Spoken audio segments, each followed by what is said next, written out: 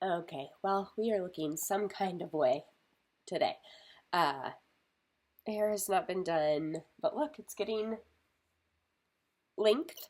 Uh, Obviously, it's a very odd looking patch day, but I thought I would just get on and share a small update. I don't have much different from the 6 weeks post op update because I am still in the middle of hyperbaric, but there are a few changes going on, some things that the wound care doctor said, and just a prayer request I would love to ask for. So I thought I'd get on here real quick. Basically, I have the patch on upside down, and it's just a unicorn today because I am just at home, and I am trying to hold the flap kind of up, if that makes any sense. Take some of the gravity off of it, the heaviness, I guess. And so I basically put the patch here, lift as much as I can, and then attach it up here just to kind of try and help, like I said, relieve some of that weight that's dragging things down, because I do still have, well, not still have, the hole is still here. We knew that that probably wasn't going to really go anywhere. We were hoping it might at least stay very small, but it's gotten a little bigger, and now there's another small hole right here, kind of opening up into that cavity, similar to after my first surgery. So it's just a little, like, it's just very frustrating. But that is where the radiation was targeted. Hence why that skin is not wanting to do what it's supposed to do. But the wound, so this here isn't technically really a wound. It's like an opening to my sinuses. There's no open skin. Obviously there's a hole, but the skin isn't open. It's closed around it. The hole is just there. And here, however, underneath the Band-Aid, there is a small wound, basically, that opened up while I was in the hospital after my first surgery. It had just kind of collected some fluid. That opened up. And that's what they're technically tracking at wound care, is this wound here, and why I'm doing the hyperbaric oxygen to hopefully repair that wound. But mostly the hyperbaric is being used from my surgeon's perspective to get my skin stronger for surgery, so that when the next surgery is done, which will not be another flap, it'll basically be that they take the flap that is now here, they use what's there since there's so much more bulk, and lift it up over that hole to close the hole and hopefully never have it come back. Please. That's another prayer request. That when I have that surgery, the hole closes and stays closed, and I no longer have a hole in my face. I would welcome that prayer. But why I figured I would do an update is my wound care appointment. I have a wound care appointment for this wound under here every Tuesday after my oxygen therapy. And unfortunately, it's not infected. It's not really opening anymore, but it is, I wonder if I can show you. It's not attractive, but there is basically exposed bone. And I thought it was just a small bit, and that, oh gosh, let's see what happens. So this is called polymem. It protects what's underneath. You can't really see. Well, there you go. That yellow part that looks like what I thought was called sloughing, which is like not a scab. Basically, it's just residual stuff, is actually basically bone that's pretty much exposed, and even the part of the bone that's not exposed is just covered with outer skin.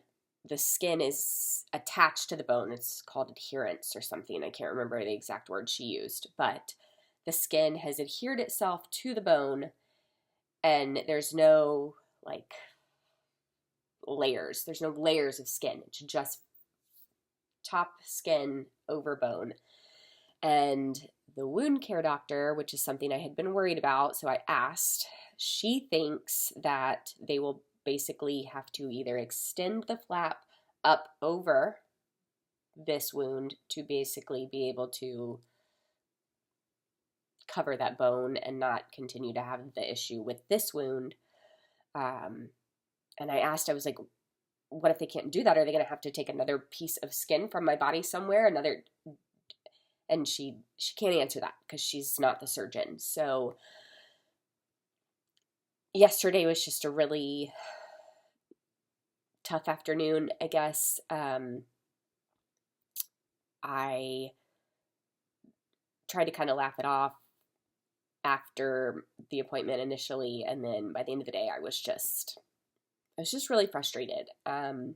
Obviously, we don't meet with a surgeon. We actually, he says as long as nothing's like open or oozing, or as long as it's stable, which it is, he doesn't want to see me until after all my hyperbaric is done, which won't be until the end of March.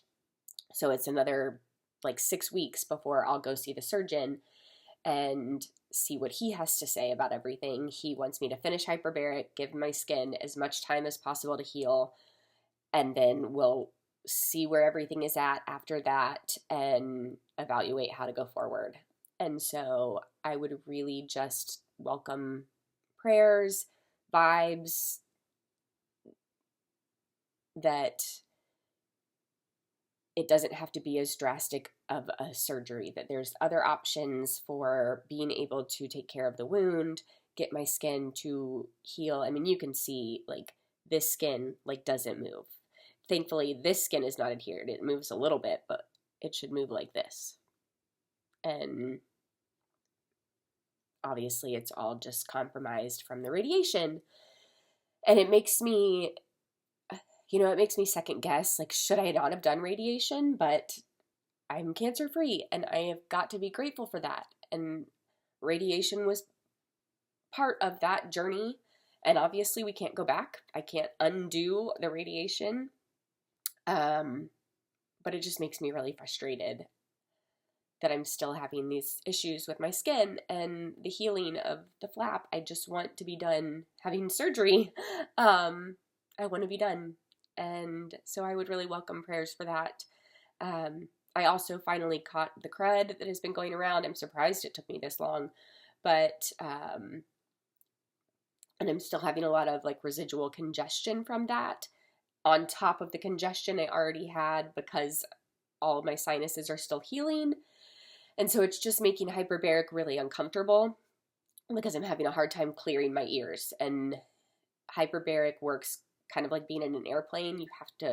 Your ears are constantly getting pressurized and you're wanting to clear them. And so I guess that's now 3 prayer requests. Just that the crud kind of starts to clear up and my ears clear so that hyperbaric is more manageable. I have 20 sessions left, 20, and I'm just like, I'm so ready to be done. I just want to be able to spend my days here home with my girl, not have to, I'm just sitting in a tube with pressurized air, but it's 2 to 3 hours away from my girl every day. And yeah, I'm ready to be done with hyperbaric. I'm ready to be done with surgeries. I'm just ready to be done and try and move forward. So I guess that's the biggest prayer request, just that all of these next steps, everything I'm doing right now will be the final steps in this surgical journey. And that I obviously continue to stay cancer free. That's the biggest one, but I would like to be done with the surgeries.